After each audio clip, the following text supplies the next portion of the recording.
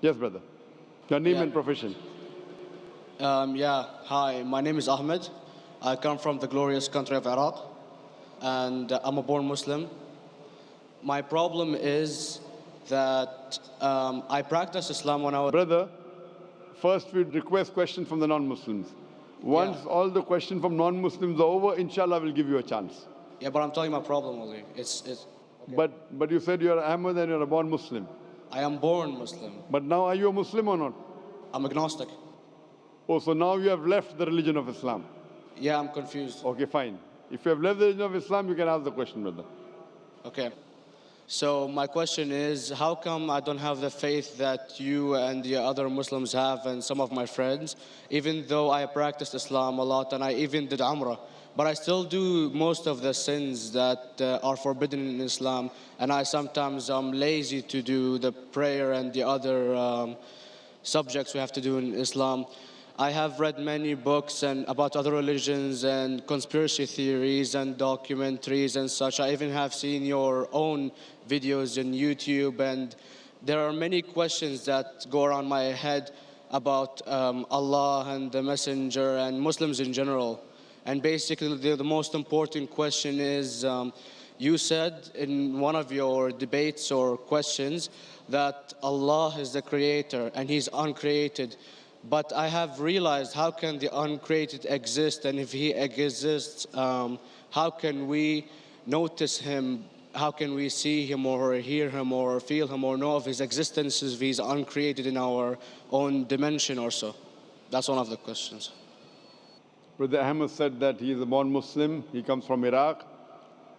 He read the Quran, he read the books, but he commits many sins. He believes maybe sometimes he's agnostic and he's lazy for praying.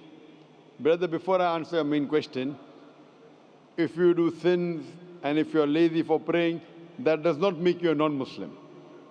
As long as you believe that praying is fard, sometimes you miss, it's a sin. It's a major sin that you sometimes don't pray, but that doesn't make you a non-Muslim.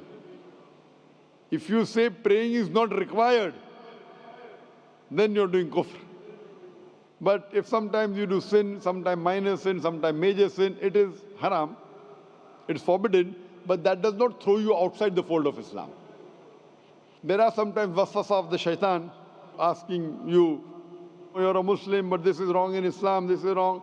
And it does deviate the person's mind. At that time, maybe your iman may be low. But these things should not make you consider that you're non-Muslim. Regarding a question that I mentioned in my speech, and you're right, that Almighty God is the creator, but He Himself is uncreated. You ask the question, how can the uncreated, how can we see the uncreated, and how it's possible? Allah subhanahu wa ta'ala is Khaliq, is the creator. And by definition, He's uncreated. Because normally people say that when they try and prove in logic that everything has a creator, who created this table, the carpenter, from where he got, from the tree, who created the tree, so it goes back to Allah. So when many of the people try to convince an atheist, they try and say that everything has a creator, and then they get trapped when the atheist asked him who created Allah. So if you hear my tapes, I never go that way. I ask the atheist that how did you come to know about the universe? How did you come to know about the functioning of the stars, of the sun? And he says, and goes back, that the creator. So it's the vice versa. So if you know how to deal with logic, you don't trip over this problem with the atheist trap, the Muslims or the believers, by saying who created Allah. By definition, Allah is uncreated. And if you ask the question, who created Allah? If you have heard my tapes, I give the reply, that suppose a person comes and says that my brother John. Yeah, I know, I saw that, I heard that's funny, but I mean, how does he exist if he's uncreated? Not that is Allah. Created. Yeah. That's the difference between you and Allah. How does he exist? Means he was existing. He doesn't have a beginning. You and I have a beginning, that's human being. So that's the difference between us and Allah. You can't say that Allah has to be like us. If Allah is like you and me, why should we worship Him? I see, but have you heard of the phenomenon, the Big Brother, used by various orders and political agendas to control the people and such by implementing it into multiple gods, and then later on it became a monotheistic religions all over the world to make it easier for Big the Brother, people to... sorry, I've never heard of the religion Big Brother. It's not a religion, it's like a theory, an idea, basically. For What does it say? Yes? What does this idea say? What does it say? Is that when you have a big brother, it's easier for you to live life. When you have someone watching you the whole time, understanding you the whole time, protecting you the whole time, being with you the whole time, and you can talk to him, although he never talks to you back, maybe in your dreams, due to your mind and such, it's easier for you to live. While a human who does not have a big brother and is not easily controlled into doing so and is having complete freedom is a danger for the major ruling powers and such. What does this say? I don't understand. Big Brother may be there, Big Brother may not be there. So what does it have to do with Islam and God? What does it have to do? Because basically Allah is watching you the whole time. So you want to say that Allah is like a big brother? Indeed, you use him for your protection so you won't be scared. You know what I mean? See, this is the hypothesis. Hypothesis. If you have heard, how do I convince an atheist? If you have heard my answer, that you said that you're agnostic, you're atheist. Yeah. So first thing I do to an atheist is I congratulate him. What? I congratulate him. Have you heard my answer of atheist? Yeah, you congratulate them and stuff. But I haven't seen your debates with the atheist. I just saw your answers on some questions. Fine, so you haven't seen the answer of atheist. No, but I've seen your debate with David William Campbell. And that David William Campbell is not an atheist. Yeah. Now, when an atheist tells me he does not believe in God like your theory of Big Brother, Yeah. and if you believe in that theory, I will ask you, first thing I do to the atheist, I congratulate him. You know why? Yeah, because they think and they don't follow what their parent does and such stuff like that. No. I congratulate him because he is not doing blind belief. The other people are doing blind belief. He is a Christian because father is a Christian. He is a Hindu because father is a Hindu. Most of the Muslims are Muslim because father is a Muslim. He is thinking. He says there is no God. He has said the first part of the Islamic Shahada, La ilaha. The reason I congratulate him is because he has said the first part of the Islamic Shahada, Islamic Creed, La ilaha. The only thing I have to do is illallah, which I shall do inshallah. So if you have heard my answer, an atheist becomes an atheist because he believes in science, he believes in logic. Or I ask him that if an equipment is bought in front of him, which no one in the world has ever seen, and if the question is asked, that who will be the first person who will be able to tell you the mechanism of this new equipment? What is the answer? Of course, he's going to tell you the producer or the maker of this equipment. Creator, producer, maker. So when we ask him questions that how did this universe come into existence, he will talk about the Big Bang. This what we're going to talk is already mentioned in the Quran 1400 years ago in Surah Anbiya chapter number 21 verse number 30. Avalam yaral lazina kafaru anna samawati wal arda kanat ratkum fataqnahuma. Do not the unbelievers see that the heavens and the earth were joined together and we clove them asunder.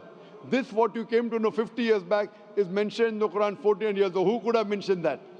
Well, in various civilizations in like 2000 or 5000 BC before Islam came or Christianity itself, there was various civilizations that are good in astronomy and they know more about our solar system than we do now, sadly. Brother, your knowledge of science is little, not in-depth. I do agree. There are certain things which were known as hypotheses.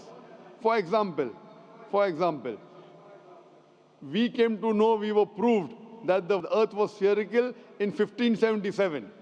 I know that in 6th century BC, there were Pythagoras who believed that the earth was spherical. But the same Pythagoras who believed the earth was spherical also believed that the earth was the center of the universe, which is wrong. You show me one civilization which believes 100% what the Quran has mentioned. I challenge you. What you say, so do you mean to say there was a person who said, okay, this civilization, out of 100 things, these 2 things are right. Out of 100 things, these 5 things are right. Out of this 100, and picked and chose. Who can do that? No one besides the Creator. Even if you know that there were 10 different civilizations, hundreds of civilizations, there is not a single civilization that you know in the past which knew 100% of science what we know today. So where is your logic? Where is your theory? I do know that certain things were hypotheses, which were proved later on. But there is not a single civilization which knows everything what is mentioned in the Quran. So the answer goes back to the original question, who could have collected this in the Quran? Someone 1400 years back, could he do and say, okay, out of these 100 things, these 3 are right, out of these 100 things, these 2 are right, out of this, it's not possible. Mathematically, it's not possible. Well, you never gave the idea of extraterrestrials or so. I mean, knowledge is power, and Brother, I'm asking you a simple question. We are not come here to have a debate. yeah. I'm asking you a question, point out a single civilization, you're asking something else. Yeah, We all are right. not here to discuss. You can come in the room and discuss. You ask a question, I'm giving you the answer. You gave about old civilization. I told you you're right. But out of 100 things, 98 they were wrong. So I'm asking you, who could have mentioned this in the Quran? You're talking something else now. Yeah, well, I'm asking a simple question, 2 plus 2 equal how much? You are saying, I'm telling you 3 multiplied by 3 is how much? I'm asking a name, you're telling that where do you live? I'm asking a simple question, name me a single civilization which has everything what was mentioned in the Quran. Do you know of any or not? Yes or no? Well, not everything, of course. Even not 10%. Why? Babylon knows of most of the planets and such. Planet is not the only thing mentioned in the Quran. There are 1,000 things mentioned in the Quran. To say what 1,000 things are mentioned in the Quran, 10% would be equal to 100 things. Did Babylonian civilization knew about 100 things mentioned in the Quran? No, because they You don't have the cannot. archive They of knew that. 5 or 6 things. In percentage-wise, very small. So Of course. who can be the author of the Quran besides the creator to know what is right, what is wrong? Today, science has established the hypothesis mentioned by Babylonian so many centuries back is today proven. So these were hypotheses in the past, which out of them many have been rejected, some have been accepted. So to collect all which is 100% correct has to be from the creator and no one else. Hope that answers the question. Yeah.